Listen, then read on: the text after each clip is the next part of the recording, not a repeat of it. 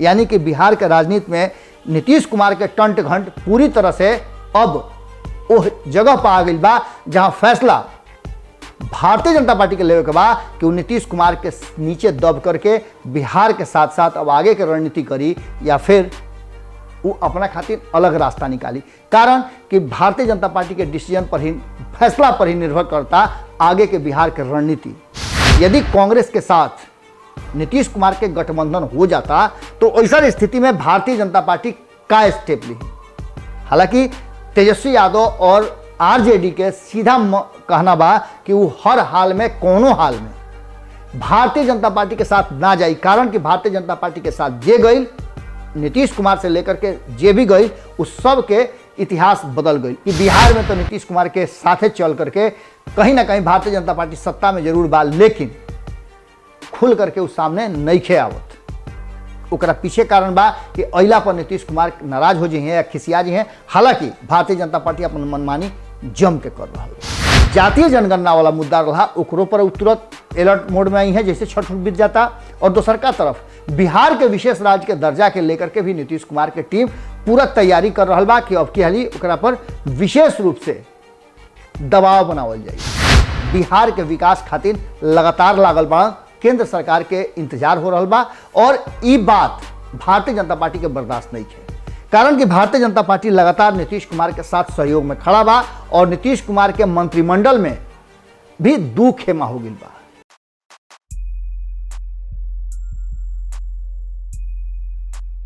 सांच के सामने अदाकारी ना चले, सांच के सामने अदाकारी ना चले, भगवान के सामने मकारी ना चले। भगवान के सामने मकारी ना चले, गफलत में बाड़ो, गफलत में बाड़ो तोहरो पतहार ना चले। गफलत में बाड़ो तोहरो पतहार ना चले, भगवान के घर में घूस घास ना चले। गोड़ लागत नहीं हेरा से अभिनंदन बरुआ के अपना कार्यक्रम जना के नाम और कुटा ठोक के। सबसे पहले तो 4 दिवसीय छठ पर्व के रुआ के बहुत बहुत बधाई। छठ मैया से विनती बा, प्रार्थना बा कि सर्व मंगल करी, सबके कल्याण करी। और 4 दिवसीय छठ के व्यवस्था सरकारी स्तर पर होके या फिर निजी स्वयंसेवी संस्था के तरफ से होके जम करके तैयारी चल रहा बा। और खास करके अगर पटना शहर के बात करी तो पटना शहरी क्षेत्र में बहुत बढ़िया व्यवस्था बा, घाट तक जाए के भी व्यवस्था बा। सरकार अलग अलग तरह से व्यवस्था कैले बा। एनडीआरएफ की टीम पूरी तरह से लागल बा, हजारों हजार जवान रुआ सेवा में लागल बा। एक साथ साथ हर गली मोहल्ला में देखले हो छठ के गीत के धुन रुआ सुने के मिलल हुई। छठ ऐसा पर्व है जौन की अचानक जौन अलग अलग तरह के, बहुत तरह के जौन भ्रांति रहा उस सब के अलग कर दिलस। ये पर्व बिल्कुल पोथी पत्रा से अलग हटा के देखी। सूर्य के डूबते सूर्य के अर्घ और उगते हुए सूर्य के अर्घ के साथ इस पर्व के समाप्ति होला। और एक साथ साथ ये पर्व में शुद्धता और सात्विकता के अजब तरह के सामंजस्य स्थापित होला। आत्मा से लेकर के मन, मिजाज, मस्तिष्क सब पवित्र हो जाला। वो देखले हो कि हर कोई कोशिश करेला कि वो अपना से कोनो ऐसा अंटी मत करे, कोनो ऐसा गलती मत करे जौना से ओकरा पर कोनो असर पड़ जाए। ये परंपरा हिंदुस्तान ही दे सकेला पूरा दुनिया के, और पूरे दुनिया भर में अब तो छठ के मान्यता भी हो गई बा और छठ हो भी रहा बा। चली ये सब बात के तो हमने के चर्चा करबे करब जा चूँकि क्षेत्रीय भाषा जो 25 करोड़ से ज़्यादा लोग बोलेला वो भाषा भोजपुरी में हर वालों के सामने आज जो विषय लेके आयल बनी वो विषय में नीतीश कुमार के जौन टंट घंट बा चुनाव परिणाम अइला के बाद 2 सीट पर जो उपचुनाव रहे ओकरा बाद जौन टंट घंट उनकर बा ओकरा के देख करके कहीं ना कहीं भारतीय जनता पार्टी तेजस्वी यादव सहित अलग अलग लोग अलर्ट मोड में आ गई बा और सभे आपन आपन तैयारी शुरू कर दिले बा। जहाँ एक तरफ नीतीश कुमार के टीम इस बात के लेकर के दावेदार बा और दावा कर रहा बा कि ये जीत नीतीश कुमार के बदौलत भइल बा, नीतीश कुमार के कार्य के बदौलत, उनका विकास के बदौलत भइल बा, उनकर 16 साल के सुशासन के बदौलत भइल बा। और दूसरा तरफ भारतीय जनता पार्टी के कहना बा कि ये जीत हमरा तरफ भइल बा। ये पूरा वृत्तांत और पूरा कथा रुआ लोग सुन चुकल बनी। लेकिन एकरा अलावे नीतीश कुमार जितना अलर्ट मोड में बाड़े, जितना टंट घंट लगौले बाड़े, और पिछला कई साल जो उनका शुरुआती राजनीति रहे बिहार में, जो के चलते वो अंगद के पाँव के तरफ बिहार में अपन खूटा गाड़ दिले, पैर जमा दिले, और पैर उखाड़े वाला अब तक ले केहू सामने ना आई। हालांकि कोशिश तो बहुत भइल। तेजस्वी यादव 2020 में कुछ उपाय ना उठा रखले, चिराग पासवान कोनो उपाय ना उठा रखले कि नीतीश कुमार के सत्ता से उखाड़ के कबाड़ के फेंक दिया। भारतीय जनता पार्टी भी कोशिश कैल कि 2015 में जो 2014-15 में जो घात कैले रह नीतीश कुमार, ओकरा के बदला लेकर के चिराग पासवान के जरिए जो हो रहा बा ओकरा के होखे दिया। लेकिन इस सबके बावजूद नीतीश कुमार के कबार ना पावल लोग, कारण कि नीतीश कुमार के पहली रुआ से बता देनी कि अंगद के पाँव के तरह हुआ अपन जमीन पर जमा दिले, और एक संगे संगे ऐसा खूंटा गाड़ दिले कि जना के कबारल वर्तमान में तो अभी मुश्किल बुझाता। लेकिन एक साथ साथ एगो चर्चा बहुत पहले से रुआ लोग सुनत हो कब कि कहीं ना कहीं नीतीश कुमार जी एक कोशिश में बाड़न कि उनकर आवे वाला रास्ता और ज़्यादा सुगम कैसे होई, और भारतीय जनता पार्टी के संगे रहस तो भारतीय जनता पार्टी उनका पीछे पीछे कैसे चलो, उनकर बात माने खातिर मजबूर कैसे होको, या फिर भारतीय जनता पार्टी के अलावे अगर केहू संगे समझौता करता रहे, केहू संगे जाता रहे, केहू संगे उनकर अगला कदम बढ़ता, तो वो आदमी भी उनका अंडर में रहे। 2015 में काहे अचानक से सरकार बनल, सब कुछ भइल, सब ठीक बुझात रहे, एक दांत के रोटी हो गई रहे, टीका फना होत रहे, बहुत कुछ होत रहे, लेकिन अचानक से कैसे बदल गई सब कुछ, ये सब रुआ जानता नहीं। लेकिन आज यह विषय पर रुआ लोग के लंबा चर्चा ना करके छोटा चर्चा करब, कारण कि छठ उठ के तैयारी में रुआ लोग बानी। लेकिन चूंकि बिहार के राजनीति में नीतीश कुमार के टंट घंट से राजनीतिक चर्चा शुरू हो गई बा, और जानता नहीं पर्व त्योहार के समय में जब एक जगह जुटान होला, देशा देशी से लोग आवेला, एक जगह बैठेला, तो राजनीतिक चर्चा भी होला, और ऐसने में राजनीतिक लोग आपन आपन गोटी भी सेट करेला। जनता के बीच में जाना और जनता से ई बताना कि हम तारा संगे दुख सुख में शामिल बानी, ई भी एकरे राजनीति के एगो बड़ा जो प्लेटफॉर्म बा उ छठ भी हो जाला। कारण कि देश दुनिया से लोग आवेला, और वो लोग तक राजनीतिक दल के लोग पहुँचे के कोशिश करेला। कल सूप बटाला देखले होकर कि सूप बटाला, ओकरा बाद देखले होकर कि ऊख बटाला, तो साड़ी बटाला, बहुत कुछ पूजा पाठ के सामान सामग्री बटाला, ये सारा चीज़ के बाद नरियर देखले होकर कि बटाला। ये सब बांटे के एगो तरीका तो बढ़ले बा, एकरा में पुण्य कमाए के तो बात बढ़ले बा, लेकिन राजनीतिक रूप से भी राजनीतिक लोग के में हस्तक्षेप और वो लोग के इन्वॉल्वमेंट यह बात की तरफ इशारा करला कि वो तैयारी में इन्वॉल्व बाड़े, और वो जनता के बीच में संदेश दिहल चाहता रहे कि हम तरह संगे बानी।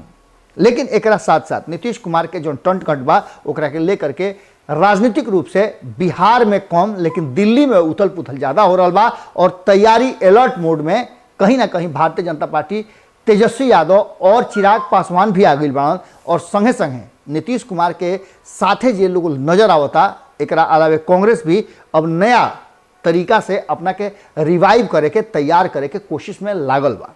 ये पूरा चर्चा का हमनी के खुटा ठोक करब जा, और ओइजा ये बात के कोशिश करब जा हमनी के जो रुआ लग तक पहुँचावे के कोशिश हम करतनी, जना के तैयारी बा उ आखिर कौना आधार पर बा, कौना बेस पर बा, रुआ लोग लगातार बिहार के राजनीति के देख सुन रहा बानी। तो जैसन कि रुआ लोग जानत बानी कि नीतीश कुमार जी ये दोनों सीट पर जीतला के बाद खुशी मना रहा बा, उनकर पूरा टीम खुशी मना रहा बा, लेकिन नीतीश कुमार एक खुशी से खुश तो बाड़न, लेकिन उनका तैयारी और गंभीर हो गई बा। जहां एक तरफ नीतीश कुमार इंटरनल रुआ से बता रहा बानी, भीतरिया तरीका से अपना पदाधिकारी लोग के जो केंद्रीय स्तर से लेकर के राज्य स्तर तक के पदाधिकारी बाड़े, जे उनकर अगल बगल में लोग बा, जे उनकर सलहिया बा, उनका के अलर्ट मोड में डाल दिले बाड़े, और साफ तरीका से ये बात कह दिले बाड़े कि अब ये चुनाव के बाद आवे वाला जौन भी चुनाव बा ओकर तैयारी अभी से शुरू कर दो, और ये तैयारी के बूथ स्तर से होके के चाहिए, और बूथ के स्तर से हमरा लगे रिपोर्ट होके के चाहिए कि आखिर वो बूथ पर हमनी के वोट कितना पड़ल, और यह वोट पड़ला के कारण हमनी के जीत भइल, या और जीते के कारण का रहे। पूरा खाका नीतीश कुमार जुगाड़ कर रहा बड़न। और यह ना बिहार के अलग अलग विधानसभा में पंचायत स्तर से ले होते हुए बूथ स्तर तक अपन कमिटी के पदाधिकारी लोग के नियुक्ति और मजबूती करे खातिर नीतीश कुमार तैयार हो रहा बड़न। ये तैयारी के देख करके कहीं ना कहीं भारतीय जनता पार्टी और तेजस्वी यादव के भीतरे भीतर जाड़ हो गई बा। कारण बा कि नीतीश कुमार आखिर कोनो दूर दूर तक चुनाव नहीं आवत तो नीतीश कुमार करत काहे खातिर बाड़न। तो रुआ लोग के याद हुई कि लगातार भारत लाइव और संपादक नमन मिश्रा जी ये बात के पंचनामा के माध्यम से रुआ लोग के और रातों रात के माध्यम से रातों रात इन्हें देखा तो कुछ दिन से नहीं किया, छठ के चलते रुकल बा। कारण कि अधिकांश लोग छठ छूट में व्यस्त बा, ये चलते ओकरा के कुछ दिन खातिर विराम दिहल पड़ुए। फिर रुआ जैसे छठ समाप्त हुई बाद से फिर रेगुलर शुरू हो जाई। उसमें हमनी के बतौले नहीं जाई बात कि आवे वाला समय जौन बा वो इशारा कर रहा बा कि नीतीश कुमार जी एक नया तरीका से अपना के फिर से मजबूत करके और बिहार में हो सकेला तो मध्यावधि चुनाव की तरफ बढ़ सकेले। कारण कि वो यह बात के बर्दाश्त नहीं कर पाओ तो पचा नहीं पावत, जबकि दूसरों तरफ नहीं पचा पावत। लेकिन नीतीश कुमार नहीं पचा पावत कि इतना कम सीट उनका काहे आयल, और इस सीट आयल तो 5 साल कैसे उखे है नाई के। भारतीय जनता पार्टी दबाव लगातार बना रहा बा, बिहार में विकास के काम ठप नजर आ रहा बा। और नीतीश कुमार जी जो आम जनता के अपना तरफ आकृष्ट करता रहे ओकरा पीछे विकास ही उनका सबसे बड़ा मापदंड बा। एक अलावे शराबबंदी वगैरह वगैरह पर लेकर के भी उनका पर हमला हो रहा बा।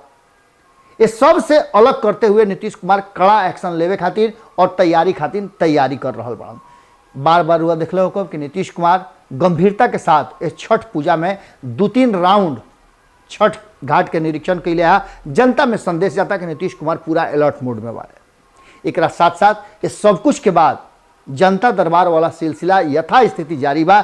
जबकि रुआ देख लो कब कि अलग अलग जौन दरबार लगावे के प्रक्रिया रहे ओकरा में मध्यम हो गई बा। भारतीय जनता पार्टी भी मध्यम हो गई बा, जीतन राम मांझी अपन जनता दरबार लगाओ तो वो मध्यम हो गई बा।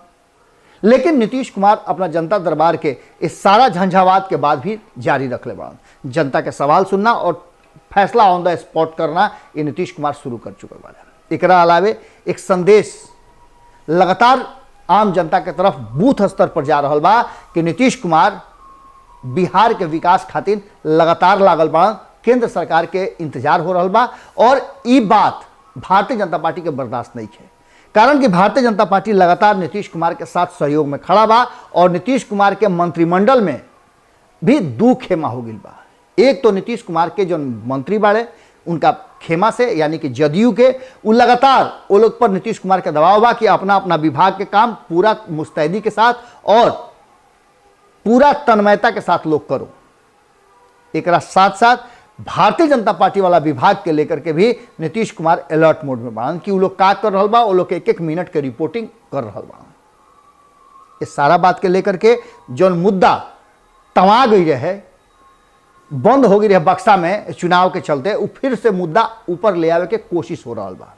उपेंद्र कुशवाहा के तैयार कर जा रहा बा और केसी त्यागी के तो पते बा कि पहले ही से वो तैयारी में लागल बड़न और केंद्र सरकार के खास करके भारतीय जनता पार्टी के घेरे खातिर किसान वाला मुद्दा धीरे धीरे ओकरा के उसकावल जा रहा बा।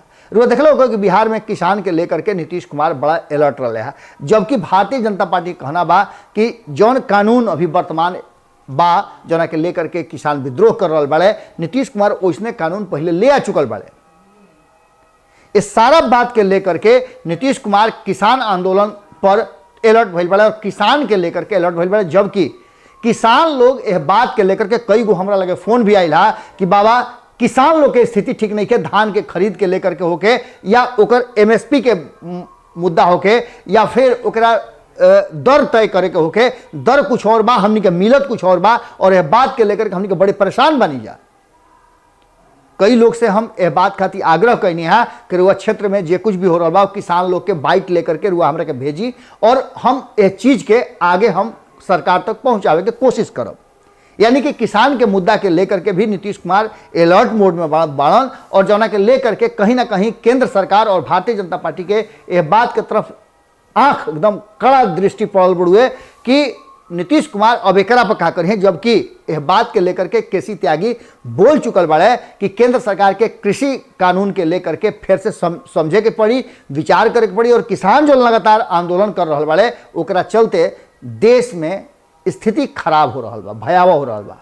यहाँ तक ले कि महंगाई जो बेपरमान बढ़ रहा बा, खाद्य सामग्री से लेकर के खाद्य तेल तक, दैनिक जो उपभोग के वस्तु बा ओकरा के लेकर के, इस सारा चीज के लेकर के जो दाम लगातार बढ़ रहा बा ओकरा के लेकर के भी केंद्र सरकार पर कहीं ना कहीं भीतरे भीतरे आरोप लागे के शुरू हो गई बा। और एकरा में जदयू के भी भूमिका बा, कारण कि जदयू के लोग भी समझ रहा बा कि किसान के आंदोलन के चलते खेती ढंग से नहीं हो पाओ, और जना के चलते सामान के महंगाई बढ़ रहा बा बेपरमान। छठ में देख ले कि फल फूल के इतना बेपरमान महंगाई बा, सब्जी रुआ खरीदे जाई तो रुआ हिम्मत ना पड़ी कि झोरा लेके गई बाई तो झोरा भर के ले आई, कारण कि रुआ बगली में पैसे नहीं खे। दूसर का तरफ बेरोजगारी बेपरमान बा, रोजगार लोग के छूट गई बा, कोरोना काल में लोग परेशान रहल हा। ये सब बात के लेकर के अब नीतीश कुमार एकरा पर प्रहार करे के कोशिश करता, और ये बात के डर भारतीय जनता पार्टी के बा। नीतीश कुमार के जौन जातीय जनगणना वाला मुद्दा रहा ओकरो पर तुरंत अलर्ट मोड में आई है, जैसे छठ बीत जाता। और दूसर का तरफ बिहार के विशेष राज्य के दर्जा के लेकर के भी नीतीश कुमार के टीम पूरा तैयारी कर रहा बा कि अब की हाली ओकरा पर विशेष रूप से दबाव बनावल जाए। अब इस सारा बात के लेकर के भारतीय जनता पार्टी भी अलर्ट मोड में बा।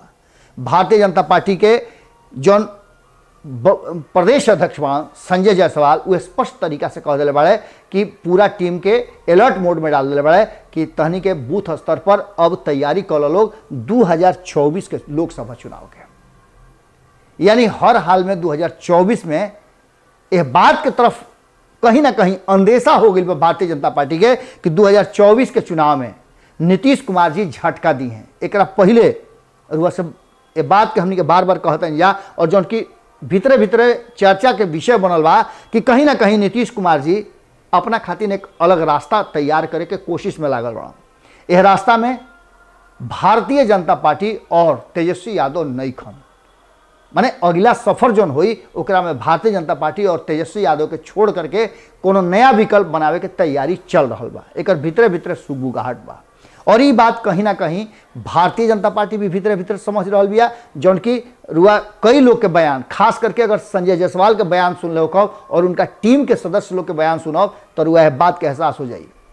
शराब के लेकर के, जहरीली शराब के लेकर के जो मामला रहा ओकरो पर दोनों तरफ से लगातार आरोप प्रत्यारोप के दौर चलल है। अतने ना सम्राट चौधरी के लेकर के जो बात सामने आईला, सम्राट चौधरी के कहना रहा कि बे हमनी के नीतीश कुमार दोनों सीट जीत जैते, इस संभवे ना रहे, एको सीट उनका हाथ में ना आई। यह बात के लेकर के भी जदयू के तरफ से हमला भइल। सुहेली मेहता के रुआ बयान सुन ही रहनी है, ये बात पूरी तरह से हमनी के रुआ सामने रख रही है। यहाँ तक ले कि बिल्ली के दूध के रखवारी तक ले बात आ गई रहा, और बहुत सारा के बात भइल। ये बात के तरफ इशारा हो रहा बा कि कहीं ना कहीं नीतीश कुमार के योजना जो रणनीति बा और रणनीति से कान में धीरे से भारतीय जनता पार्टी के पड़ जरूर गई बा। केंद्रीय कमेटी के भले ना पड़ल होके, लेकिन बिहार के नेता लोग के कान में ये बात सुगबुगाहट हो गई बा कि कहीं ना कहीं नीतीश कुमार तैयारी करता रहे, और तैयारी में कांग्रेस उनका साथे खड़ा नजर आ रहा बा। कांग्रेस देश भर में जो स्थिति बा वो स्थिति में थोड़ा सा अपना के उभरले बा। उत्तर प्रदेश चुनाव सर पर बा, और उत्तर प्रदेश में भारतीय जनता पार्टी पहले से कह चुकल बा कि नीतीश कुमार उनका साथे नहीं खन, उन नया स्तर से अपन तैयारी कर रहा बा। और उत्तर प्रदेश में नीतीश कुमार के ले करके एगो ना होला अपन घाव ना बनाई, कारण कि बिहार में तो नीतीश कुमार के साथे चल करके कहीं ना कहीं भारतीय जनता पार्टी सत्ता में जरूर बा, लेकिन खुल करके उस सामने नहीं खे आवत।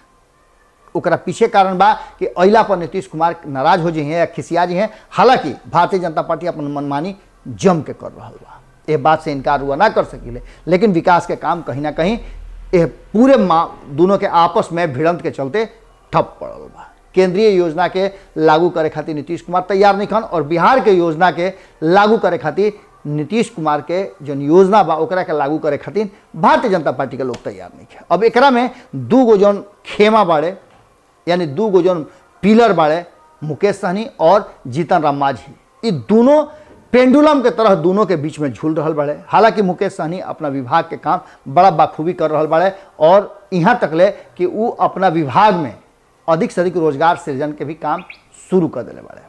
एक साथ साथ उत्तर प्रदेश के चुनाव के प्रति भी उनकर जो इच्छा बा और उत्तर प्रदेश चुनाव में उत्तर प्रदेश में अपना पार्टी के वर्चस्व बनावे के, जैसे बिहार में वो अपन स्थान बना ले वैसे ही उत्तर प्रदेश में उनकर कहना बा कि वो सरकार के हिस्सा हुए हैं, उनका बिना कोनो सरकार ना बनी। एक मतलब बा कि कहीं ना कहीं आवे वाला समय में नीतीश कुमार के रणनीति उस तरफ जा रहा बा जौन कि मुकेश सहनी, जीतन राम मांझी और अन्य जे लोग भी शामिल हुई वो लोग के साथे लेकर के चले वाला। अब हो सकेला कि उत्तर प्रदेश चुनाव में अगर कांग्रेस के तरफ हुआ देखी तो G23 के जो रचना हो रहा बा ओकरा में हो सकेला कि नीतीश कुमार के टीम और कांग्रेस साथे साथे जीतन राम मांझी और मुकेश सहनी भी एकजुट होकर के अगर उत्तर प्रदेश में चुनाव लड़स तो ई एगो नया संदेश जाई और ये संदेश से भारतीय जनता पार्टी कहीं ना कहीं धीरे धीरे ये सुगबुगाहट के तरफ ओकरा कान में आवाज गईला के बाद अलर्ट मोड में बा। ये चलते बिहार में भी चुनावी तैयारी और सरगर्मी निश्चित रूप से चल रहा बा। अगर उत्तर प्रदेश के चुनाव में नीतीश कुमार अलग से कोई गठबंधन में शामिल होता रहे या गठबंधन बना होता रहे तो भारतीय जनता पार्टी खातिर मुश्किल हो जाई कि नीतीश कुमार के साथ बिहार में चलना। अब ऐसा स्थिति में जहां एक तरफ एक चुनाव के लेकर के उत्तर प्रदेश चुनाव के लेकर के जहां सरगर्मी चल रहा बा और नीतीश कुमार के लेकर के जहां सस्पिशन बा, असमंजस के स्थिति पैदा हो गई बा, ओकरा में एक तरफ जहां ये दोनों में टकराव के स्थिति सामने नजर आ रहा बा और भीतरे भीतर कहल जा रहा बा कि टकराव उत्तर प्रदेश चुनाव की घोषणा से पहले खुल के सामने आ जाई, तो इस बात के सोच करके तेजस्वी यादव और लालू प्रसाद के भी अलर्ट मोड में आयल जरूरी रहा है। दिल्ली में जबरदस्त चर्चा हो रहा बा कि अब आगे के रणनीति का हुई, कारण कि चाहे जौन तरीका लागल होके चाहे जौना कारण से होके तेजस्वी यादव उपचुनाव में हार के बाद मायूस जरूर रहा है, कारण कि मेहनत बहुत के लिए रहा और ये हार से तेजस्वी यादव अब अगला चुनाव के तैयारी और रणनीति खातिर विशेष रूप से तैयार होता रहे। खास करके दोनों टीम के टकराव यानी कि तेजस्वी यादव यह बात के देख रहा बाड़न कि भारतीय जनता पार्टी कौना करोड़ बैठता और नीतीश कुमार कौना करोड़ बैठता रहे। यदि कांग्रेस के साथ नीतीश कुमार के गठबंधन हो जाता तो ऐसा स्थिति में भारतीय जनता पार्टी का स्टेप ली। हालांकि तेजस्वी यादव और आरजेडी के सीधा कहना बा कि वो हर हाल में कोनो हाल में भारतीय जनता पार्टी के साथ ना जाई, कारण कि भारतीय जनता पार्टी के साथ जे गई नीतीश कुमार से लेकर के जे भी गई उस सब के इतिहास बदल गई। एक संगे संगे अगर कहीं तेजस्वी यादव सत्ता के लोभ में अगर डिसीजन ले भी लेता रहे भारतीय जनता पार्टी के साथ जाए खातिर तो उनकर वोट बैंक में बड़ा सेंधमारी हो जाई और नीतीश कुमार असहू ये बात के फायदा नीतीश कुमार उठा रहा बड़े कि यदि तेजस्वी यादव भारतीय जनता पार्टी के साथ चल जाता रहे तो उनकर MY समीकरण बिखर जाई और ओमे के जो M समीकरण बा उ नीतीश कुमार की तरफ शिफ्ट हो सकेला। कांग्रेस भी यह बात के ताक में बा कि अब एकरा आगे के डिसीजन का होता तेजस्वी यादव के और ओकरा पर ही फैसला सामने आई। यानी कि बिहार के राजनीति में नीतीश कुमार के टंट घंट पूरी तरह से अब वो जगह पर आ गई बा जहां फैसला भारतीय जनता पार्टी के लेवे के बा कि वो नीतीश कुमार के नीचे दब करके बिहार के साथ साथ अब आगे के रणनीति करी या फिर वो अपना खातिर अलग रास्ता निकाली। कारण कि भारतीय जनता पार्टी के डिसीजन पर ही फैसला पर ही निर्भर करता आगे के बिहार के रणनीति। पूरा रुआ के जो वर्तमान स्थिति बा बिहार के राजनीति के ओकरा के रुआ सामने रख देनी। जौन असमंजस बा अलग अलग राजनीतिक दल के एक दूसरा के साथ जाए में ओकरो के रुआ बता देनी। ये सब में कहीं ना कहीं चिराग पासवान भी उत्साहित बाड़े। ये दोनों उपचुनाव में अच्छा वोट ले आकर के यानी वोट प्रतिशत ले आकर के तीसरा नंबर पार्टी बनला से उत्साहित बाड़न और इंतजार करता रहन कि नीतीश कुमार और भारतीय जनता पार्टी के बीच में का फैसला होता, तेजस्वी यादव का फैसला करता रहे और ये फैसला पर बिहार के राजनीति के साथ साथ ये देश के राजनीति के आवे वाला दशा और दिशा तय हुई। बिहार एक सूत्रधार बनी, एमे कोनो दू राय नहीं है। कारण कि नीतीश कुमार के फैसला आते बिहार के राजनीति देश के राजनीति के संगे खुल के सामने आ जाई और तब यह बात के रुआ कह सकिले कि फिर से एक बार बिहार यह देश के राजनीति के दशा और दिशा तय करी। आज के खूटा ठोक के एजे विराम देता नहीं। काल रुआ लोग से मुलाकात हुई। छठ के दिन रुआ लोग से हाथ जोड़ी करब, कारण कि संभावना ज़्यादा बा कि छठ हम करी। इस चलते रुआ लोग से खास करके जो संझली अर्घ बा ओ दिन रुआ लोग से हम चाहब माफ़ी मांगब पहले ही से, कारण कि पहले से भी छठ करता होता नहीं और यह बार भी ईश्वर के अनुकंपा बहुत ज़्यादा रहल बा, यह चलते छठ करे के विचार बा। तो देखता नहीं कि ईश्वर के इच्छा का रहत रुए आज से छठ के शुरुआत हो गई बा। रुआ लोग के बहुत बहुत बधाई देता नहीं, बहुत बहुत शुभकामना बा छठ के। और एक साथ साथ ईश्वर से प्रार्थना भी बा कि सभी तरफ से सुख समृद्धि और शांति के साथ ये छठ व्रत मनो और सब पर माता रानी की कृपा हो। गोड़ लागत।